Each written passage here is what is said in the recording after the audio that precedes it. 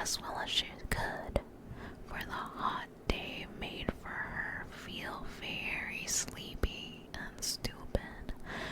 Whether the pleasure of making a daisy chain would be worth the trouble of getting up and picking the daisies, when suddenly a white rabbit with pink eyes ran close by her.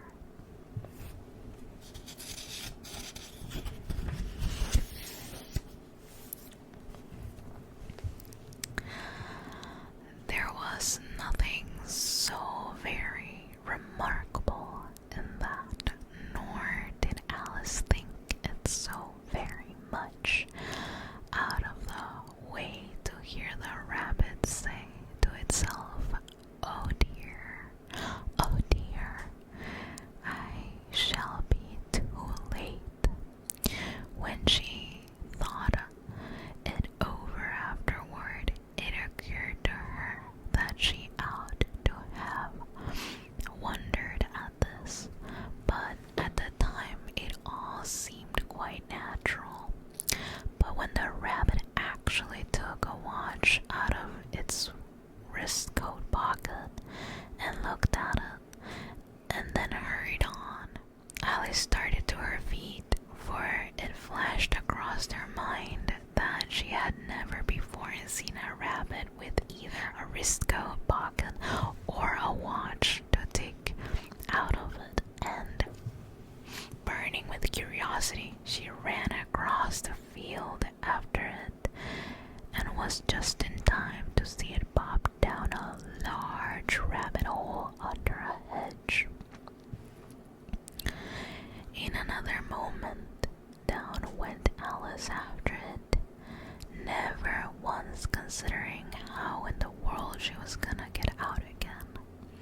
The rabbit hole went straight on like a tunnel for some way, and then dipped suddenly down, so suddenly that Alice had not a moment to think about stopping herself before she found herself falling down what seemed to be a very deep well. Either the well was very deep, or she fell very slowly, for she had plenty of time as she went down to look about her and to wonder what was going to happen next. First, she tried to look down and make out what she was coming to, but it was too dark to see anything. Then she looked at the sides of the well and noticed that they were filled with cupboards and bookshelves. Here and there she saw maps and pictures hung upon pegs. She took down a jar from one of the shelves as she passed. It was labeled orange marmalade, but to her great disappointment, it was empty. She did not like to drop the jar for fear of killing somebody underneath, so managed to put it into one of the cupboards as she fell past it.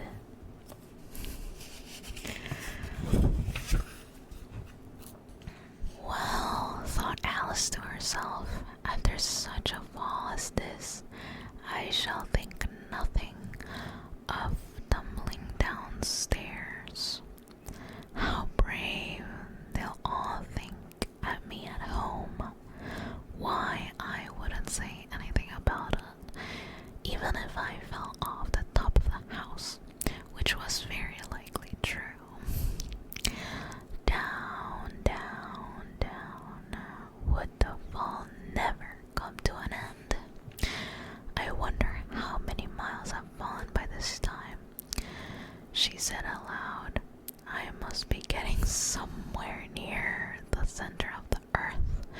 Let me see, that would be 4,000 miles down, I think. For you see, Alice had learned several things of this sort in her lessons in the schoolroom, and though this was not a very good opportunity for showing off her knowledge, as there was no one to listen to her, still it was a good practice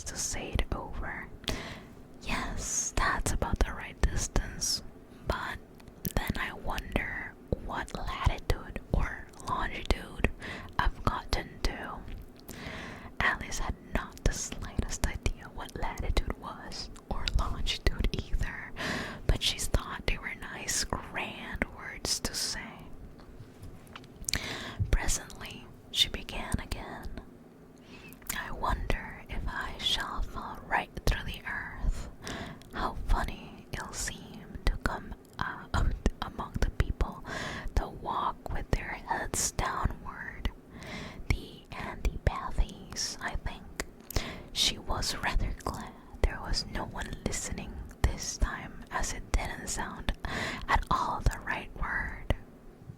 But I shall have to ask them what the name of the country is, you know.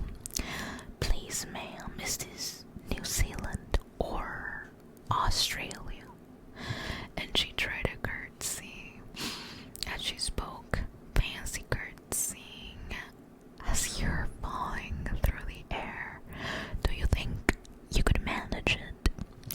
And what an ignorant little girl she'll think me for asking. No, it'll never do to ask. Perhaps I shall see it written up somewhere. Down, down, down. There was nothing else to do, so Alice soon began talking again. The Nahal miss me very much tonight. I should think Dina was the cat. I hope they'll remember her saucer of milk at tea time. Dina, my dear, I wish you were down here with me. There are no mice in the air, I'm afraid, but you might catch a bat, and that's very like a mouse, you know. So, but do cats eat bats? I wonder. And here Alice began to get rather sleepy, and went on saying to herself in a dreamy sort of way, do cats eat bats? Do cats eat bats? And sometimes do bats eat cats? For you see, as she couldn't answer either question, it didn't much matter which way she put it. She felt that she was dozing off and had just begun to dream that she was walking hand in hand with Dina, and was saying to her very earnestly, now Dina, tell me the truth. Did you ever eat a bat? When suddenly, thump, thump, down she came upon a heap of sticks and dry leaves, and the fall was over.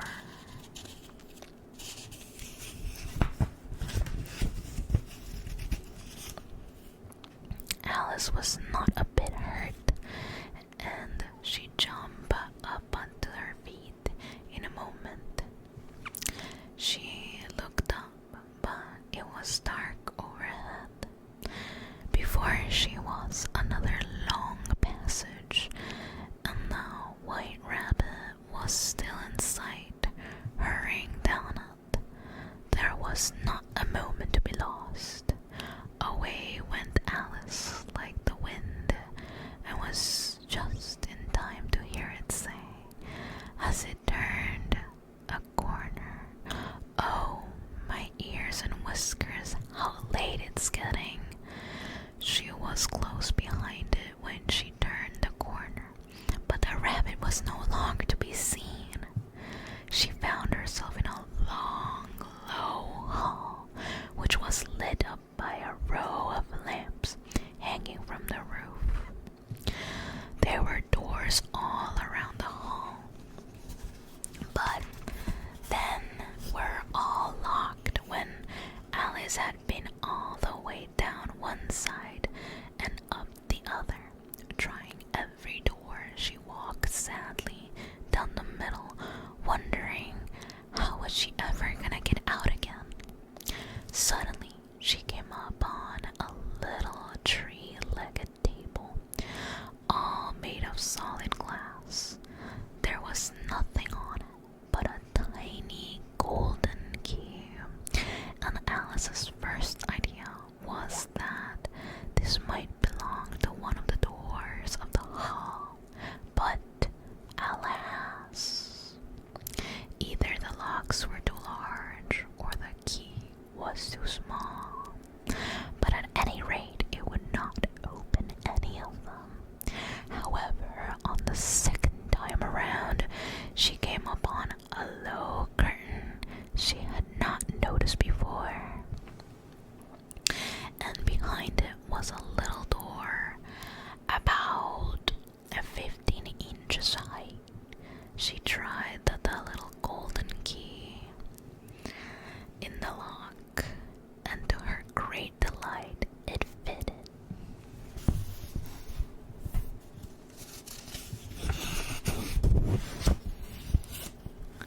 Alice opened the door and found that it led into a small passage, not much larger than a rat hole.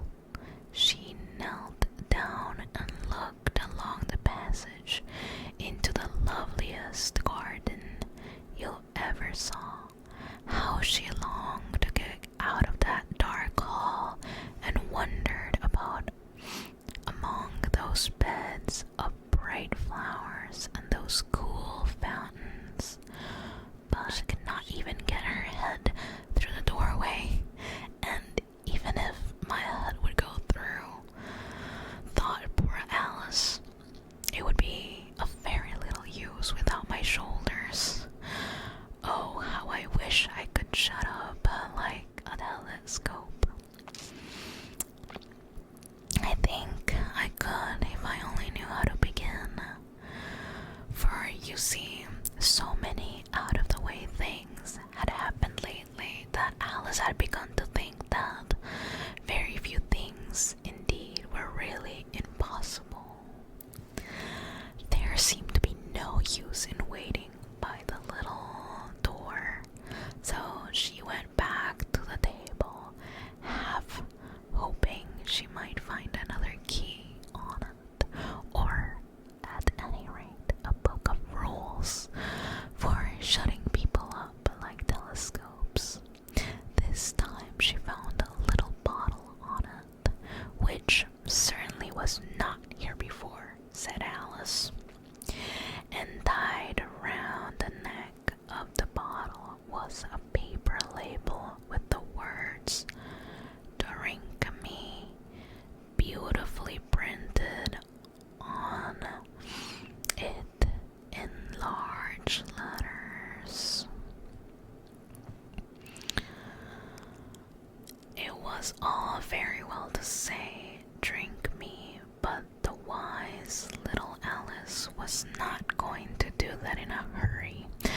"No, I'll look first," she said, "and see whether it marked poison or not," for she had read several nice little stories about children who had got burned and eaten up by wild beasts and other unpleasant things, all because they would not remember the simple rules their friends had taught them, such as that a red hot poker will burn you if you hold it too long, and that if you cut your finger very deeply with a knife, it usually bleeds. And she had never forgotten that if you drink too much from a bottle marked poison, it is almost certain to disagree that you will sooner or later.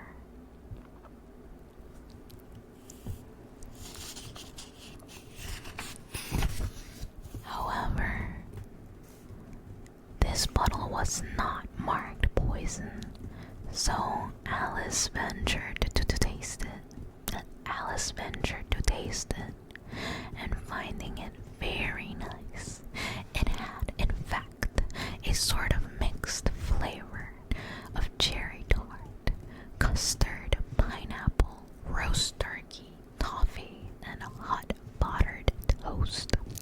She very soon finished it off. "What a curious feeling," said Alice. "I must be shutting up like a telescope." And so it was, indeed. She was now only 10 inches high, and her face brightened up at the thought that she was now the right size for going through the little door into that lovely garden. First, however, she waited for a few minutes minutes to see if she was going to shrink any further. She felt a little nervous about this, for it might. And, said Alice to herself, in my going out altogether like a candle, I wondered what I should be like then. And she tried to fancy what the flame of a candle looks like after the candle is blown out, for she could not remember ever seeing such a thing.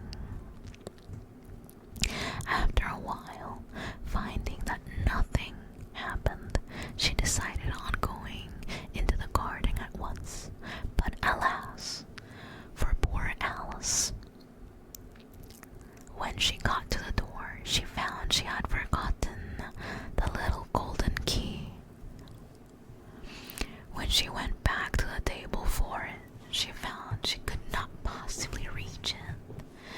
She could see it quite plainly through the glass, and she tried her best to climb up one of the legs of the table, but it was too slippery. When she had tired herself out with trying, the poor little thing sat down and cried. "Come, there is no use in crying like that," said Alice to herself rather sharply. "I advise you to leave off this minute." She generally gave herself very good advice, though she very seldom followed it, and sometimes she scolded herself so severely as to bringing tears into her eyes. And once she remembered trying to box her own ears for having cheated herself in a game of croquet she was playing against herself, for this curious child was very fond of pretending to be two people. But it's no use now.